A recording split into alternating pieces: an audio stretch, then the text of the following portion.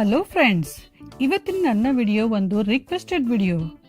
ತುಂಬಾ ಜನ viewers north ಕರ್ನಾಟಕದ ಉಪ್ಪಿಟ್ಟು ರೆಸಿಪಿ ಶೇರ್ ಮಾಡಿ ಅಂತ ಕೇಳಿದ್ರು. ಸೊ ಇವತ್ತಿನ ನನ್ನ ವಿಡಿಯೋ ಅವರಿಗೋಸ್ಕರ. ನಿಮಗೂ ಕೂಡ ಈ ಉಪ್ಪಿಟ್ಟು ರೆಸಿಪಿ ಇಷ್ಟ ಆಗ್ಬೋದು ಅಂತ ಅನ್ಕೊಂಡಿದ್ದೀನಿ. ನಾರ್ತ್ ಕರ್ನಾಟಕ ಸೈಡಲ್ಲಿ ಉಪ್ಪಿಟ್ಟನ್ನು ಗೋಧಿ ರವೆ ಅಥವಾ ಜವೆಗೋಧಿ ರವೆಯಿಂದ ಮಾಡ್ತಾರೆ. ನಾನಿವತ್ತು ಜವೆಗೋಧಿ ರವೆ ಯೂಸ್ ಮಾಡಿ ಉಪ್ಪಿಟ್ಟು ಮಾಡ್ತಾ ಇದ್ದೀನಿ. ಈ ರೆಸಿಪಿ ಇಷ್ಟ ಆದರೆ ವಿಡಿಯೋ ಕೆಳಗಡೆ ಇರುವ ಲೈಕ್ ಬಟನ್ ಅನ್ನು ಪ್ರೆಸ್ ಮಾಡಿ. ನನ್ನ ಹೊಸ ವಿಡಿಯೋ ನೋಟಿಫಿಕೇಶನ್ಗಾಗಿ ಬೆಲ್ ಐಕನ್ ಅನ್ನು ಪ್ರೆಸ್ ಮಾಡಿ. ಇನ್ನಷ್ಟು ನಾರ್ತ್ ಕರ್ನಾಟಕದ ಅಡುಗೆಗಾಗಿ ನನ್ನ ಚಾನೆಲ್ ಪಾಕ ಶೃಂಗಾರವನ್ನು ಸಬ್ಸ್ಕ್ರೈಬ್ ಮಾಡೋದು ಮಾತ್ರ ಮರಿಬೇಡಿ.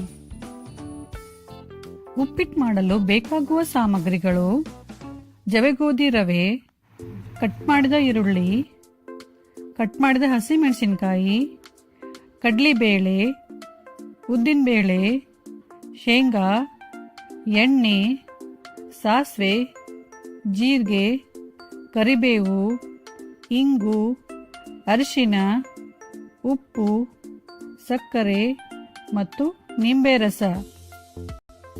ಈ ರೆಸಿಪಿಗೆ ಬೇಕಾಗುವ ಸಾಮಗ್ರಿಗಳು ಮತ್ತು ಅದರ ಮೆಜರ್ಮೆಂಟ್ ಅನ್ನು ಡಿಸ್ಕ್ರಿಪ್ಷನ್ ಬಾಕ್ಸ್ ಅಲ್ಲಿ ಹಾಕಿದ್ದೇನೆ. ಫಸ್ಟ್ ಒಂದು ಕಡಾಯಿಯಲ್ಲಿ ಜವೆಗೋಧಿ ರವೆ ಹಾಕಿ ಅದಕ್ಕೆ 1 ಸ್ಪೂನ್ ಎಣ್ಣೆ ಹಾಕಿ ಗ್ಯಾಸ್ ಸಿಮ್ಮಲ್ಲಿ ಇಟ್ಬಿಟ್ಟು 2 ರಿಂದ 3 ನಿಮಿಷ ಚೆನ್ನಾಗಿ ಹುರಿಯಿರಿ. ಗೋಧಿ ರವೆಯನ್ನು ಮನೆಯಲ್ಲಿ ಈಸಿಯಾಗಿ ಹೇಗೆ ಮಾಡೋದು ಅಂತ ನಾನು ಆಲ್ರೆಡಿ ವಿಡಿಯೋ ಶೇರ್ ಮಾಡಿದ್ದೇನೆ. ಅದರ ಲಿಂಕ್ ಅನ್ನು ಡಿಸ್ಕ್ರಿಪ್ಷನ್ ಬಾಕ್ಸ್ ಅಲ್ಲಿ ಹಾಕಿರ್ತೀನಿ, ಚೆಕ್ ಮಾಡ್ಕೊಳ್ಳಿ. ರವೆ ಚೆನ್ನಾಗಿ ಹುರಿದ್ಮೇಲೆ ನಂತರ ಅದನ್ನೊಂದು ಪ್ಲೇಟಿಗೆ ಹಾಕಿ ಸೈಡಲ್ಲಿ ಎತ್ತಿಡಿ. ಆಮೇಲೆ ರವೆ ಎಷ್ಟು ತಗೊಂಡಿರ್ತೀರ ಅದರ 2.5 ಪಟ್ನಷ್ಟು ನೀರು ತಗೊಳ್ಳಿ. ನೀವು ಗೋಧಿ ರವೆ ಯೂಸ್ ಮಾಡ್ತಾ ಇದ್ರೆ ಬರೀ 2 ಕಪ್ ನೀರು ಸಾಕು. ನಾನಿಲ್ಲಿ ಜವೆಗೋಧಿ ರವೆ ಯೂಸ್ ಮಾಡ್ತಾ ಇರೋದ್ರಿಂದ 2.5 ಕಪ್ ನೀರು ಹಾಕ್ತಾ ಇದ್ದೀನಿ. ಜವೆಗೋಧಿ ರವೆಗೆ ನೀರು ಸ್ವಲ್ಪ ಜಾಸ್ತಿ ಬೇಕು. ಒಂದು ಪಾತ್ರೆಯಲ್ಲಿ ನೀರು ಹಾಕ್ಬಿಟ್ಟು ಗ್ಯಾಸ್ ಮೇಲೆ ಕುದಿಯಲಿಡಿ. ಇನ್ನೊಂದು ಸೈಡ್ನಲ್ಲಿ ಕಡಾಯಿಯಲ್ಲಿ ಎಣ್ಣೆ ಹಾಕಿ ಕಾಯಲಿಡಿ. ಎಣ್ಣೆ ಚೆನ್ನಾಗಿ ಕಾಯ್ದ ಮೇಲೆ ನಂತರ ಅದರಲ್ಲಿ ಸಾಸಿವೆ ಹಾಕಿ. ಸಾಸಿವೆ ಸ್ವಲ್ಪ ಸಿಡಿದ ನಂತರ ಜೀರಿಗೆ ಹಾಕಿ. ಆಮೇಲೆ ಕರಿಬೇವು, ಇಂಗು, ಕಡಲೆಬೇಳೆ ಮತ್ತು ಉದ್ದಿನ ಬೇಳೆ ಹಾಕಿ ಸ್ವಲ್ಪ ಹುರಿಯಿರಿ. ಗ್ಯಾಸ್ ಸಿಮ್ಮಲ್ಲಿ ಇರಬೇಕು, ಸ್ವಲ್ಪ ಹುರಿಬೇಕು.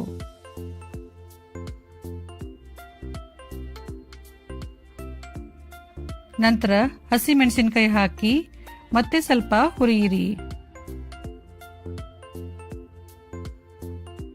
ಮೆಣಸಿನಕಾಯಿ ಚೆನ್ನಾಗಿ ಹುರಿದ್ಮೇಲೆ ನಂತರ ಈರುಳ್ಳಿ ಮತ್ತು ಅರಿಶಿನ ಹಾಕಿ ಗ್ಯಾಸ್ ಅನ್ನು ಹೈ ಫ್ಲೇಮ್ ನಲ್ಲಿ ಇಟ್ಬಿಟ್ಟು ಈರುಳ್ಳಿಯನ್ನು ಚೆನ್ನಾಗಿ ಹುರಿಯಿರಿ.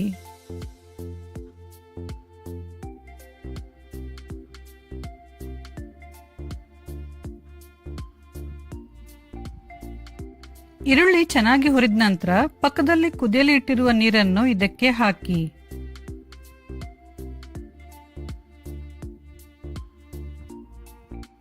ಆಮೇಲೆ ಉಪ್ಪು, ಸಕ್ಕರೆ ಮತ್ತು ನಿಂಬೆ ರಸ ಹಾಕಿ ಚೆನ್ನಾಗಿ ಮಿಕ್ಸ್ ಮಾಡಿ. ನೀರನ್ನು ಸ್ವಲ್ಪ ಟೇಸ್ಟ್ ಮಾಡಿ ನೋಡಿ. ಉಪ್ಪು ಏನಾದರೂ ಕಮ್ಮಿ ಆಗಿದ್ರೆ ಇವಾಗಲೇ ಹಾಕ್ಬಿಟ್ಟು ಸರಿ ಮಾಡಿ.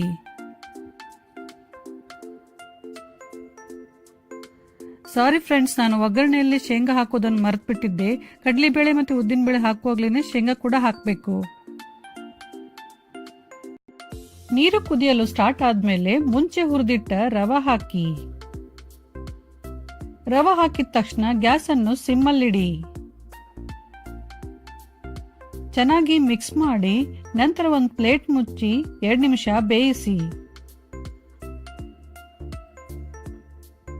2 ನಿಮಿಷದ ನಂತರ ಲಿಡ್ ತೆಗೆದು ಎಲ್ಲ ಚೆನ್ನಾಗಿ ಮಿಕ್ಸ್ ಮಾಡಿ ಮತ್ತೆ ಲಿಡ್ ಕ್ಲೋಸ್ ಮಾಡಿ 1 ನಿಮಿಷದವರೆಗೂ ಬೇಯಿಸಿ.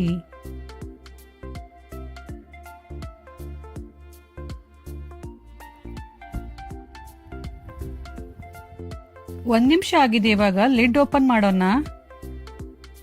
ನೋಡಿ ಫ್ರೆಂಡ್ಸ್, ಇವಾಗ ಬಿಸಿ ಬಿಸಿಯಾದ ಜವೆಗೋಧಿ ರವೆ ಉಪ್ಪಿಟ್ಟು ರೆಡಿ ಆಗಿದೆ.